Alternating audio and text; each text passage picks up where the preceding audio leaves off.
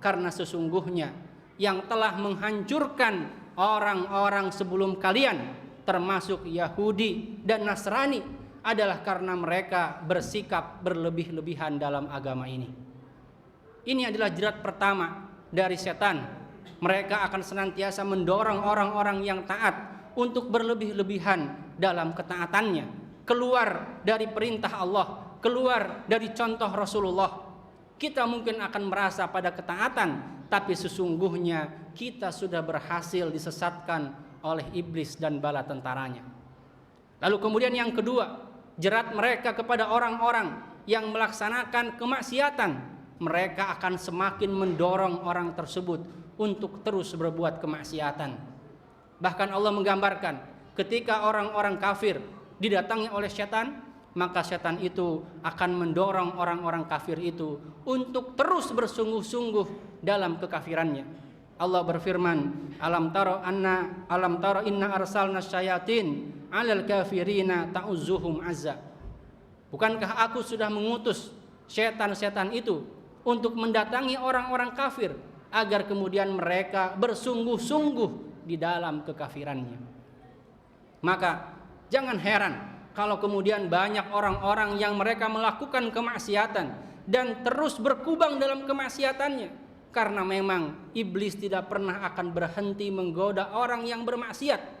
Orang yang sudah bermaksiat akan terus digoda oleh iblis agar orang tersebut terus berada dalam kemaksiatannya, sampai kemudian ia tidak mungkin lagi lepas dari kemaksiatannya itu. Bahkan orang-orang yang sudah kafir, sudah jelas-jelas menolak Allah Subhanahu wa taala, masih digoda oleh setan untuk dia bersungguh-sungguh di dalam kekafirannya. Lalu kemudian yang ketiga, salah satu jerat dari setan, dari iblis juga adalah mereka akan senantiasa menghiasi kemaksiatan seolah-olah indah di hadapan manusia. Di hadapan Allah mereka berjanji, qala rabbi bima aghwaytani la uzayyinanna lahum fil ardi wa la ughwiyannahum ajma'in.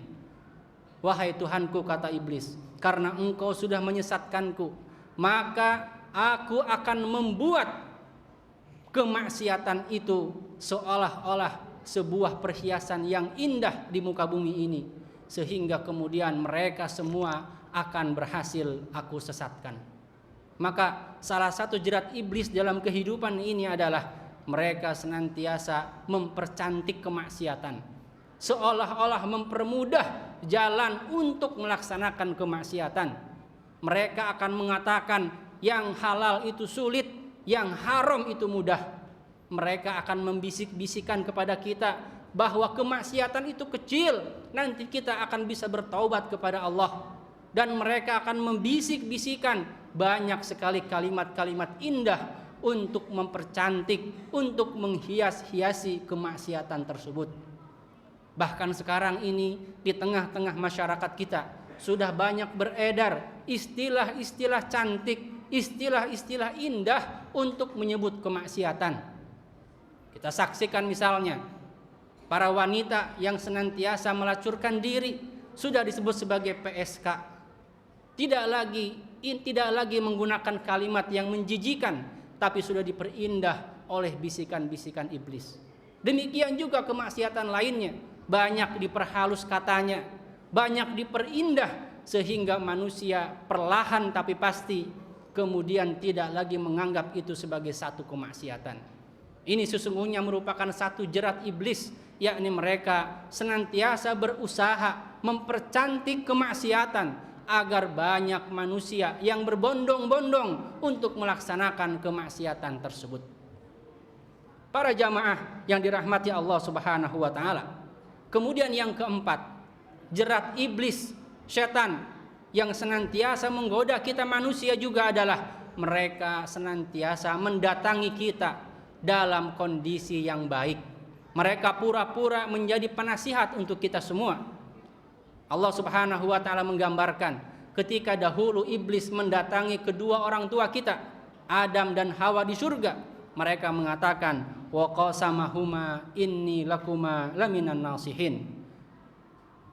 Mereka bersumpah di hadapan Adam, di hadapan Hawa, bahwa sesungguhnya aku ini adalah penasihat untuk kalian berdua. Iblis mengatakan kepada kedua orang tua kita, dia adalah penasihat untuk keduanya agar keduanya bisa kekal di surga.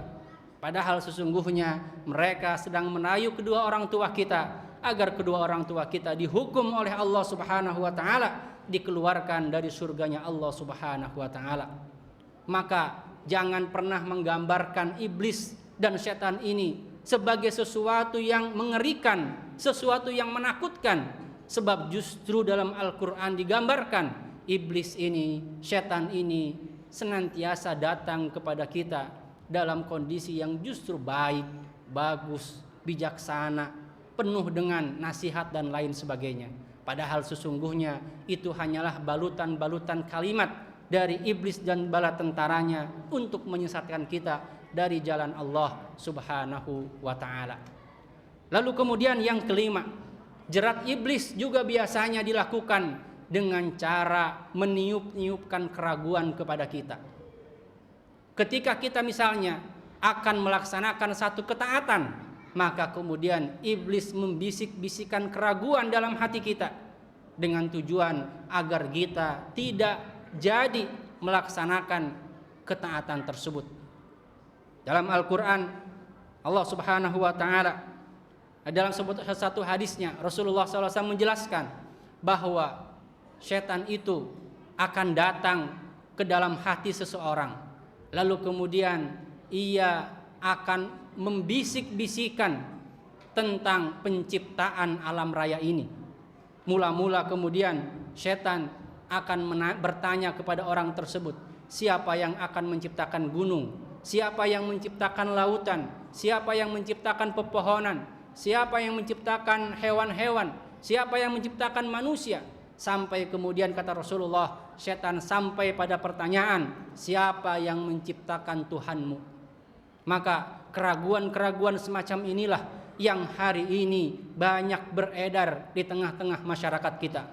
Banyak orang yang meragukan kebenaran ajaran Islam, banyak orang yang meragukan kenabian Rasulullah sallallahu alaihi wasallam, banyak orang yang kemudian meragukan kesahihan Al-Qur'an. Bahkan kemudian banyak orang yang sudah berani terang-terangan meragukan keberadaan Allah Subhanahu wa taala. Dan kata Rasulullah, kalau kita sudah sampai pada pertanyaan-pertanyaan semacam itu, yang harus kita lakukan adalah fal yasta'idz billahi wal yantah. Maka berlindunglah kepada Allah dari godaan syaitan dan segeralah berhenti dari berpikir semacam itu. Ini merupakan satu langkah setan, satu jerat setan agar kita bertanya terus, sementara kemudian jawabannya tidak ada atau tidak bisa kita dapatkan. Maka kata Rasulullah, jika ini yang sudah terjadi, fal yasta'idz billah, segeralah berlindung kepada Allah wal yantah, dan berhentilah dari banyak bertanya sebagai bagian dari bisikan setan. Lalu kemudian yang keenam, setan pun kadang-kadang menakut-nakuti kita manakala kemudian kita akan melaksanakan ketaatan kepada Allah Subhanahu wa taala. Dalam satu ayatnya Allah Subhanahu wa taala menjelaskan, asyaitanu ya'idukumul faqra wa ya'murukum bil fahsya. Sesungguhnya setan itu akan menakut-nakuti kamu dengan kefakiran dan memerintahkan kamu dari berbuat kemunkaran, dari berbuat kejahatan. Kadang bisa jadi manakala kita sudah bertekad untuk menginfakkan harta kita misalnya, setan kemudian datang menggoda kita, mengatakan bahwa infak kita itu, sedekah kita ikut itu akan menyebabkan kita fakir. Padahal jelas Allah Subhanahu wa taala mengatakan bahwa orang yang berinfak itu tidak mungkin akan menjadi fakir. Malah sebaliknya, orang yang berinfak justru akan Allah berikan kekayaan. Tapi setan kemudian mendorong kita, membisik-bisikan ke dalam hati kita bahwa infak itu akan menyebabkan kefakiran. Contoh lain misalnya, bagi bapak-bapak yang biasa bekerja di pabrik dari pagi sampai sore, mengeluarkan tenaga yang banyak, manakala bangun di subuh hari jam 3 pagi atau jam 4 pagi misalnya, niatnya ingin melaksanakan tahajud, Tapi kemudian setan datang membisik-bisikan, menakut-nakuti, jangan melaksanakan sholat tahajud. Jika engkau tahajud, maka nanti siang hari engkau akan lemas, engkau akan ngantuk dalam pekerjaanmu. Ini merupakan bisikan-bisikan setan yang senantiasa menakut-nakuti hamba Allah yang ia akan melaksanakan ketaatan. Kemudian yang ketujuh, yang terakhir, jerat setan juga biasanya adalah berbentuk wanita. Bagi kita kaum laki-laki, wanita adalah bagian dari jerat setan. Rasul sallallahu alaihi wasallam bersabda, "Al-mar'atu aurah." Wanita itu adalah aurat. Fa idza kharajat, dan apabila mereka keluar menampakkan dirinya, istasyrafaha syaitan. Setan kemudian akan memperindah wanita itu di dalam pandangan laki-laki. Maka berhati-hatilah kepada perempuan, kepada wanita, karena ia merupakan salah satu jenis dari jerat setan. Seorang ulama mengatakan, secantik apapun istrimu, ketika engkau sudah memilikinya secara sah dalam pernikahan, maka wanita lain akan jauh lebih cantik daripada istrimu. Bukan karena istri kita berubah jadi jelek, tetapi karena wanita lain yang haram bagi kita kemudian diperindah oleh setan, sehingga dalam pandangan kita wanita lain itu jauh lebih cantik daripada istri kita.